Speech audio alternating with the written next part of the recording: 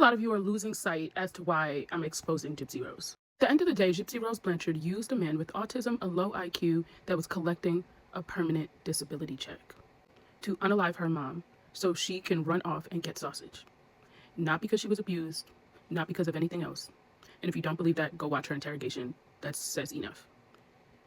At the end of the day, if we don't keep pushing out there who Gypsy Rose Blanchard is, until the media decides to really take it serious, the world needs to know that she is a murderer. She is a fornicator. She is a pedophile. She is all those things.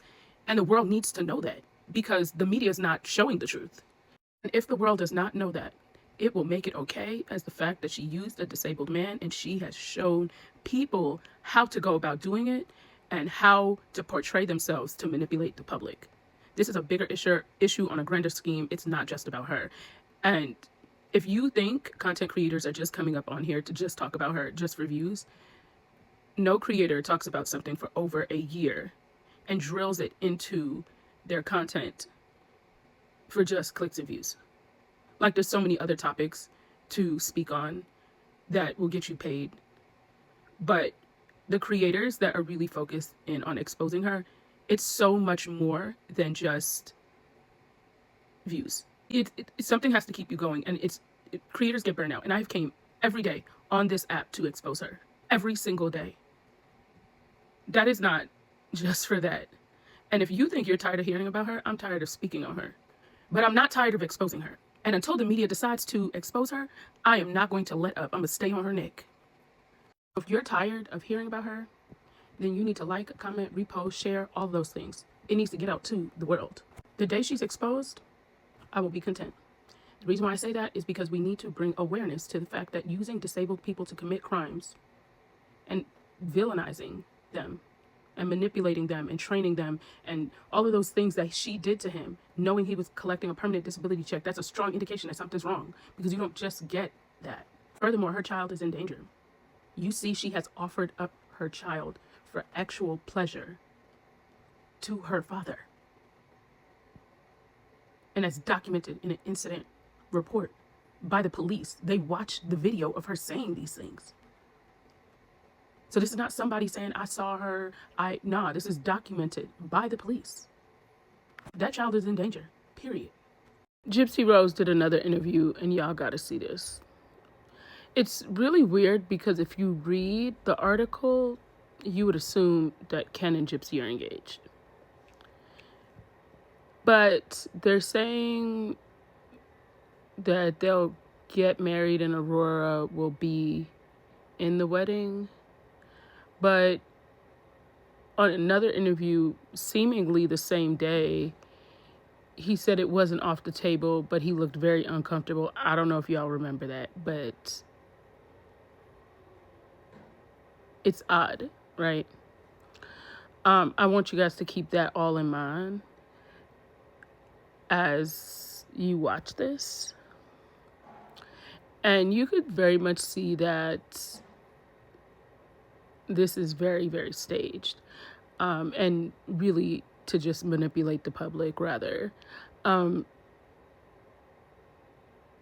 I am wondering, you know what? I'm going to do a video on my theory, but I'm going to have to clip a lot of pieces of different interviews to really drive home my point to where it'll give context to make my theory make more sense. Gypsy Rose Blanchard has lived her life in the headlines. After 8 years behind bars, she's starting a new chapter as a mom in season 2 of her docuseries Gypsy Rose: Life After Lockup. Gypsy Rose and her boyfriend Ken opened up to Omar Fuji about their emotional journey.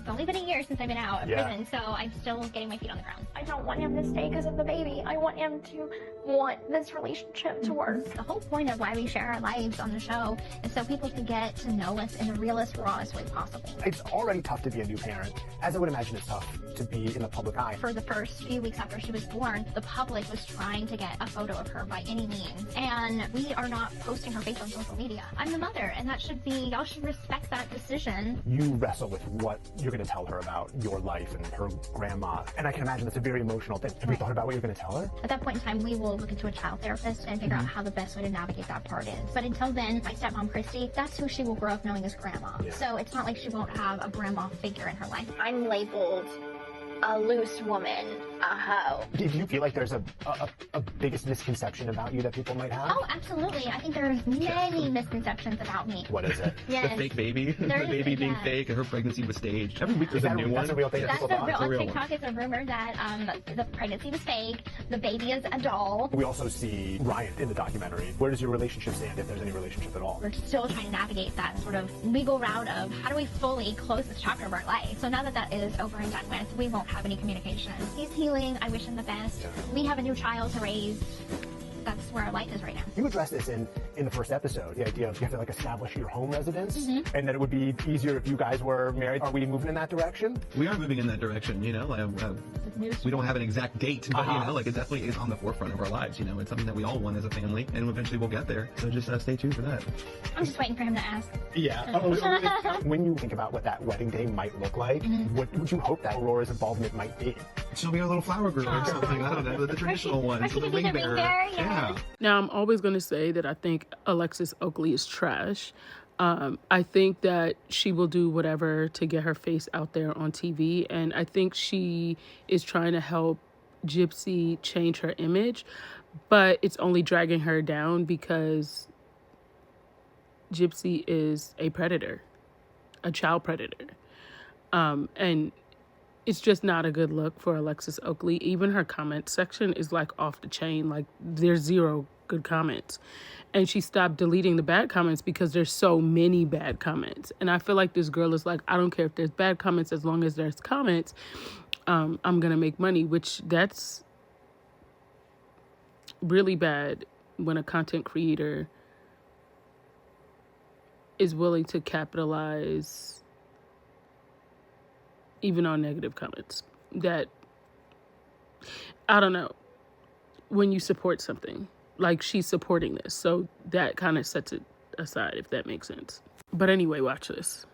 You know who's probably seeing this? I am so mad. My exes. I love it. Okay, update. If you haven't noticed, Nicholas GODEJOHN did post a new video on his YouTube. Basically, the video states that you're not a true supporter, unfollow, and you don't need to support or not support whatever it is.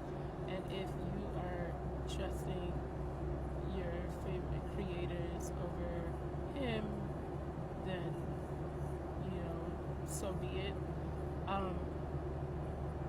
And if we don't trust or believe in the page, then to pretty much keep it moving. And I think it's kind of crazy that we're not allowed to be leery if we're following the page. I'm not leery on whether he should be justice. I'm just leery about who, in fact, is running the page, because I don't know, right? I personally haven't had contact with that person. But regardless, I feel like he needs justice. And go to the link in my bio. I signed a petition for him to get justice. This is not a post with shade, like I have an issue with anybody or beef or anything like that. It's just me being 100% honest, and that's what I do, is I'm honest about my thoughts. And I'm not saying that I don't trust the page. What I'm saying is I don't know 100%, and it makes me a little leery, but I am all for the cause. Right? I agree that justice needs to be served, and he needs to have a fair day in court. You guys have a good day. Bye-bye for now. So this creator posted a video explaining the whole Casey Anthony situation. And I feel like it's a really great video because it brings a lot of context to people that haven't like followed the case all the way and know some details, but not all, but know that she allegedly unalived her daughter. he breaks it down so well that I feel like if I want to learn something and he's not teaching it, I don't want to learn. But anyways, y'all watch this. Let me know what you think. Meet Casey Anthony, a woman who hopped online and made this TikTok about how she's becoming a legal advocate for those who need it most, especially her daughter who was tragically, I know what you're thinking, so? Well, there's something I forgot to tell you. She is the one who, her daughter, allegedly, and that's a big allegedly, because she was found not guilty on the charges. Now, this is regarded as one of the most controversial cases in American history, and you'll see why in a moment. See, Casey Anthony had a problem. One day, her daughter, Kaylee Anthony, went missing. Casey's mom, Cindy, remember those names, asked her, hey, where's your daughter? Now, Casey's mom, Cindy, asked this because they all live in the same house. So Cindy's like, yo, I have not seen my granddaughter, Kaylee, around. Casey said, no big deal, mom. Kaylee's just with the babysitter. The mom says, okay, fine. Well, then a month passes. The mom says, excuse me, Casey. Now, this whole time, Casey been going to parties, going out, having a good time. Casey says, what, mom? The mom says, oh, no. The mom immediately calls the police. The police come over, ask the same thing. They said, Casey, where's your daughter? Casey says, oh, no, she with the babysitter. She tells the police that the babysitter must have taken her daughter. Police say, okay, where's the babysitter? Now, here's what you got to understand. Casey, in her own words, is a liar, but not your ordinary type of liar, a pathological liar, and you'll see the difference in a moment. She tells the police, fine, let's go to the babysitter's house. They go over to the address that Casey gives them. Nobody was living at that house. They said, Casey, nobody's living in this house. Casey says, what? Are you for real? Just straight lying. The police at this point, obviously suspicious. They tell her, have you told anyone that your daughter's missing? She says, yeah, I told my coworkers. They tell her, okay, where are your coworkers? She said, oh, my coworkers are at Universal Studios where I work. They say, okay, let's go. She says, go where? They say, girl, what do you think this is? We're talking about a missing girl. Take us to where you work, Universal Studios. She says, okay, let's go. So the police and Casey Anthony go to Universal Studios. She walk in, start waving at people. She's actually doing this. She's actually waving at people. The police look at who she's waving at. Everyone's like kind of waving back a little bit. They're like, Casey, do you work here or not? Casey says, I used to like 3 years ago. And well, that poses a problem, right? Because Casey's daughter was missing 30 days ago. So she didn't tell no coworkers at Universal Studio. The police say, come on. They lock Casey up. But at this point, nobody knows where her daughter Kaylee is. Now, I know what you're thinking. How could Casey possibly get away with this? Well, hold on. We finna get to that. See, to understand how Casey got away with it, allegedly, we have to look at her family. They hop on television as soon as Casey gets arrested. They're saying they still believe their daughter, Kaylee, is out there somewhere. Now, they have a family spokesperson with them, a person that makes them look good in the media and all that. He quits. He says, something ain't right with not just Casey, with a whole family.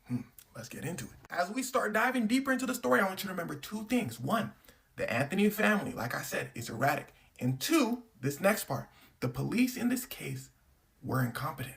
So the police get a call, right? Casey is arrested at this point. The Anthony family is saying, oh, we don't know what's going on, right? So the police get a call. This person is a meter reader. He says, hey, I think I saw a strange object in the forest area around the Anthony house. The police say, let me stop you right there. Don't talk to us about that. Call the tip line if you have a tip. He says, okay. He calls the tip line. Tip line don't pick up. So he tries again later. The police go over. They say, what? He said, bro, in the forest over there, I swear I saw a skull. The police look around a little bit. They're like, we ain't seen nothing. They leave. 2 months later, and this is important, time is of the essence when trying to determine what happened to somebody who has been, if you haven't guessed by now, what he saw in the forest was Kaylee, Casey Anthony's daughter. But day by day, more forensic evidence is being lost. So he tries again a few months later. The police go over, they see Kaylee Anthony. They charge Casey Anthony with her daughter. Boom, let's jump straight to the trial, because here's where things start to get wicked. Casey Anthony had one hell of a lawyer. See, her lawyer's plan was to cause doubt as to if Casey did it or not. He does not have to prove that Casey is innocent. He just has to make you doubt that she did it. So the lawyer says, look, I already know who did it. It was Casey's dad, George. The story that Casey's lawyer brings up is that Casey's dad found Kaylee in the pool. Sadly, she was already gone. The dad says, oh my gosh, I don't want my daughter, Casey, to get in trouble for this, because Casey wasn't watching Kaylee. Kaylee went into the pool. So the dad, George, went to Casey, told her what happened, and told her, I'll take care of it. Casey starts crying. The dad says, don't cry, don't cry. Your daughter's actually okay.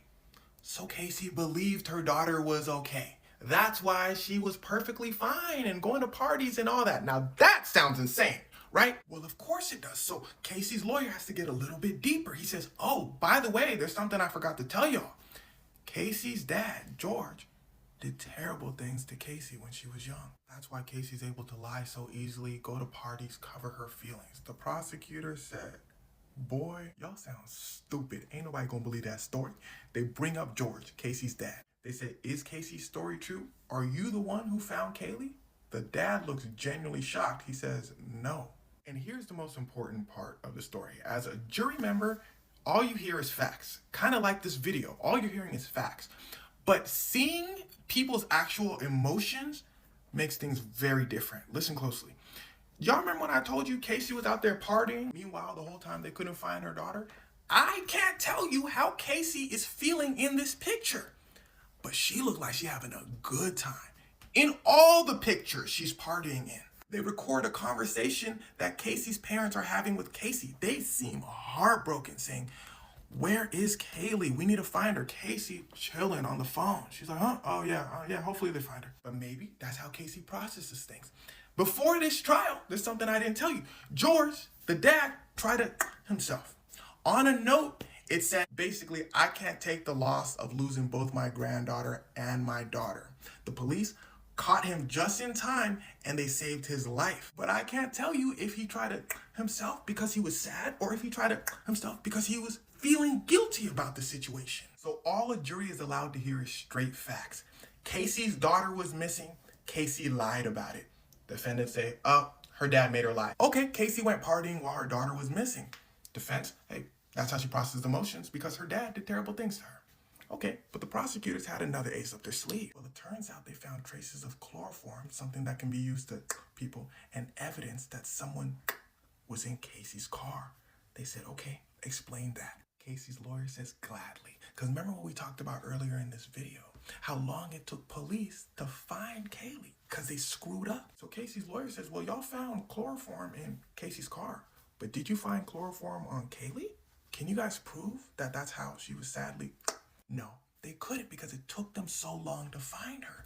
The prosecution says, hold on, we're not done. We found a Google search that said chloroform on Casey's laptop. And in a bizarre twist, Casey's mom, Cindy, goes up and says, oh, I'm the one who searched up chloroform. I was trying to search up chlorophyll, it's plant stuff, and I searched up chloroform. They said, Mama, somebody typed in chloroform, clicked enter. She said, oh yeah, at that point I was just curious, so I just searched it up. They said, Mama, you was at work. You clocked in at work when that search was searched up. And her answer to that was, well, sometimes she'd be working at home, so they'd be messing up the time cards. Casey's lawyer said, there you have it. The whole time, Casey's lawyer is actually terrified because there was another Google search that he knew about. A Google search that said foolproof ways to... The prosecution never brings it up. Why didn't they bring it up? Well, it's quite simple, actually, because they didn't know about it. They searched Casey's laptop, but they only searched Internet Explorer history. Casey used Firefox, and this one mistake had the potential to turn this entire case around. How do I know this? Because they asked Casey's lawyer afterwards. They said, what do you think about the evidence? He said, boy, I think Casey's innocent. I really do. I believe her dad may have searched that up because remember her dad tried it himself. But boy, the next tab after foolproof ways to was MySpace. Casey using MySpace. Casey's dad don't have a MySpace. He said, that would have been tough. They asked the prosecutors, what do you think about that? The prosecutor said, dang, that's an oversight. I wish we would have had that. Now, with all of this evidence or lack thereof, the jury still thought she did it. But her lawyer reminded them in his ending statement, if there is a doubt, then y'all better say no. They're like, okay, there are reasonably some doubts. So they said, not guilty. They didn't say innocent. They said, not guilty. Now, this isn't the jury's fault. They can only work with what they have. In fact, they said, but she is guilty for lying to the police. 4 counts. They were trying to give her some time. But the prosecutor sucked so bad and her lawyer was so good that her lawyer said, you know what? let's make it 2 counts instead of 4. The judge said, boy, you better stop. He then convinces the courts that the 4 counts actually is kind of 2 counts if you think about it. On top of that, she already had some time served because she was locked up before. So it amounts to about 10 days. They said, we can't argue with that. She got 10 days in prison and walked out. Now, as you could probably imagine, the verdict was met with extreme outrage. As for where Casey went after the trial, she started living with one of her defense attorneys. Her parents said, nah, you can't come back to the crib, obviously. She made a few documentaries about the case, and some of the juries watched them. And in their words, boy, I wish we can go back and I could just say she was guilty. I don't know what I was thinking. And then many years later, she pops up on TikTok saying that she's a legal advocate. So you can imagine why people are a little confused that Casey Anthony is just popping up on their feed. At the end of the day, RIP to the little one, RIP to the little one, Kaylee. Now, I know this story is a lot longer than what people are used to, so if you made it this far, congratulations. It was just the nature of this story. But longer stories are going to go on the podcast from now on. And in fact, I just finished the first episode of it, and it will be coming out next week. I was planning on saying this news in a happier announcement, but since this was a long story, I figured the people who like the long stories are going to watch this part, so check it out. And the story was a tiring one to research. But anyway, check out the podcast coming out next week if you like the longer stories. I'm going to actually add this video that I think is really important to learn how to do, even if you don't use it right away, because we don't know what's going to happen. And I just think that this is a really cool video. You'll learn a lot, and it's something that you can apply if you feel like you need to. But, you know, sharing is caring, so...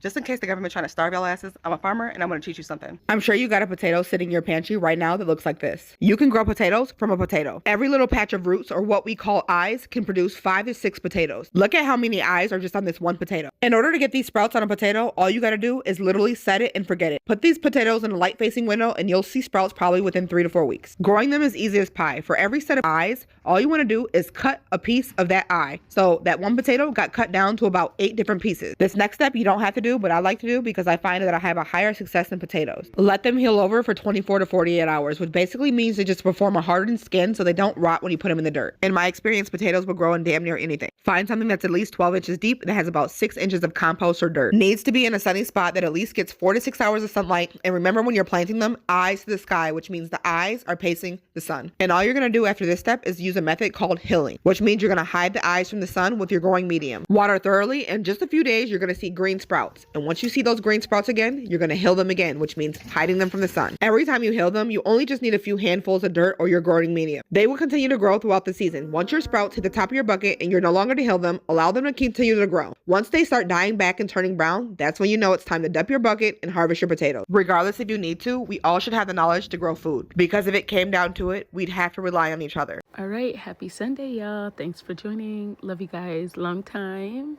And I will talk to you guys later. Bye-bye for now.